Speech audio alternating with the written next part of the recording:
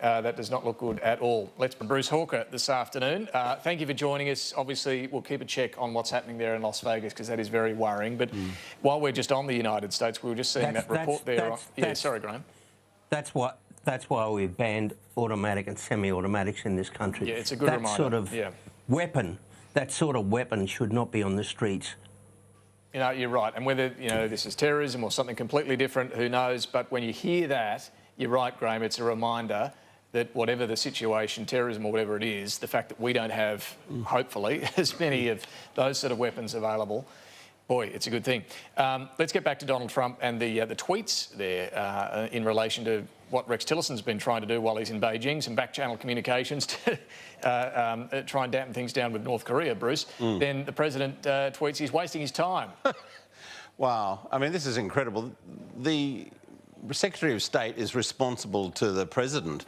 These guys should not be engaging in this sort of a tit-for-tat sort of a discussion. Certainly not in the public social media domain. Exactly. Maybe behind closed doors, that's exactly what they should be doing. Yeah, but I mean, the fact that he has this attitude towards members of his own cabinet where he, publicly dresses them down. He did it with Jeff Sessions.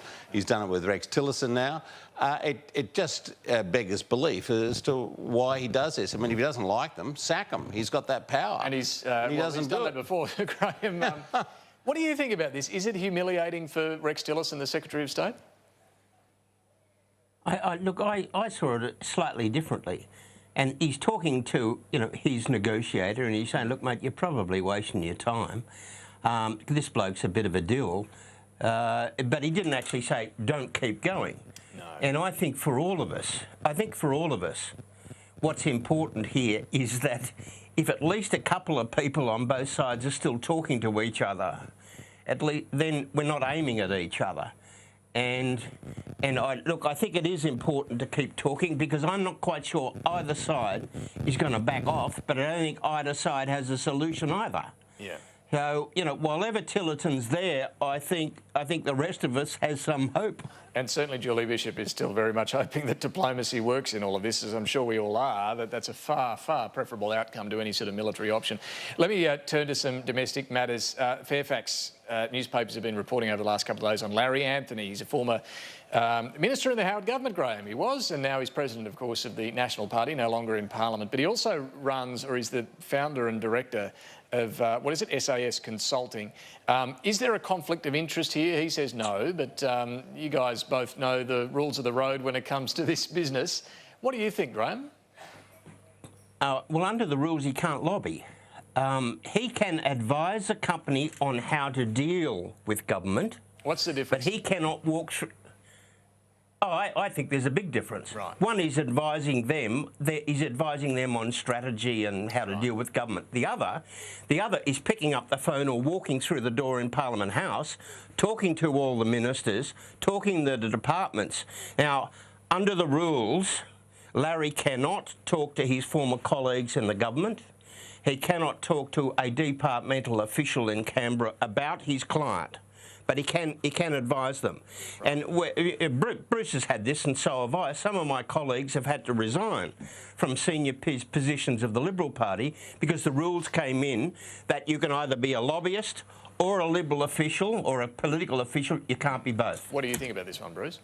Well, that was Michael Photius he was referring to there in New South Wales, who was a senior official in the government, former minister, a senior official in the Liberal Party, and he was lobbying as well, and he had to resign his positions in the Liberal Party in order to maintain his lobbying role. I think Anthony, though, has got another problem. That is, he has not put himself on the register, according to the reports that I've read. On the lobbyist register. Yeah. But if he's not seeing himself as a lobbyist... He employs people who are lobbyists, and as an employer of these lobbyists, according to the rules, he should actually have his name down on the register. Right. So there's an issue there for him. And Grahame, let me just ask you about that. Is that the grey area here? If you employ lobbyists, you should also be on the lobbyist register yourself. Well, that is the grey area, but I would have thought Larry would want to be very careful or the entire company gets deregistered. It can't lobby if the rules are breached. Now, I don't know that I've ever seen what happens if one of your people one of your senior figures in a lobbying firm doesn't lobby, but the junior staff does. I'm not quite sure what the rules are. I don't think any of us are. What would be the pub test on that? What would be the pub test on that, you reckon? Oh, well, I don't think it'd wouldn't pass any pub test. No, but that is why some of my colleagues quit from senior positions, so that there was no doubt. And this is what they're trying to avoid here. You know, at least the perception that you're using your position in the party to influence inappropriately government ministers or MPs. You know, there have been cases in other states, Burke and Grill, for example, in Western Australia, where the allegation was that they were threatening the pre-selections of people who didn't agree with them. So you get into a very difficult area. I'm not saying that this was the case with Anthony at all, but it creates a perception that you have to be very, very careful of. You either are one or the other, I think. I want to get your thoughts just briefly from both of you, because we ran out of time on this last week. The New Zealand election result, and to be honest, it's still relevant because we're still waiting for Winston Peters to decide who's going to be Prime Minister and be in government. Grahame, to you first on this. There was the New Zealand and the German election as well. I had a couple of colleagues from New Zealand, my New Zealand colleagues helping, and I think there's a couple of lessons. One is, both in Germany and in New Zealand, the incumbents gave themselves a fright. It is a difficult time to be an incumbent, and even if you have a good economy and very little debt, as New Zealand and Germany have, they both nearly got done. I think in New Zealand, a couple of the important points. One was when the campaign got back onto tax and finance, the Labor leader fell in a heap, and that was helpful for the government. Again, the Nationals there, the ruling government, did well in the bush and the regional centres and not so well in the city. And I think that's very important as to what happens to Queensland in our country when we have the election, because we don't know yet. And the other is the Labor Party did better by swallowing up all the Greens.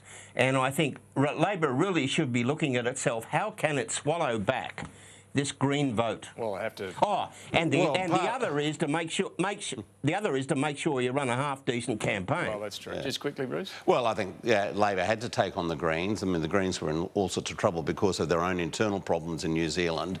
Their co-leader had been forced to stand down because of inappropriate actions on her part. So Labor largely took the vote from the Greens. They didn't cut heavily into Nationals' vote, and that's where Labor has to go, and it has to do that by looking very hard at its tax policies and its economic policies. Graham's right about that. Bruce Hawker, Grahame Morris, we're going to have to leave it there. Catch you next week. Thanks very much for that.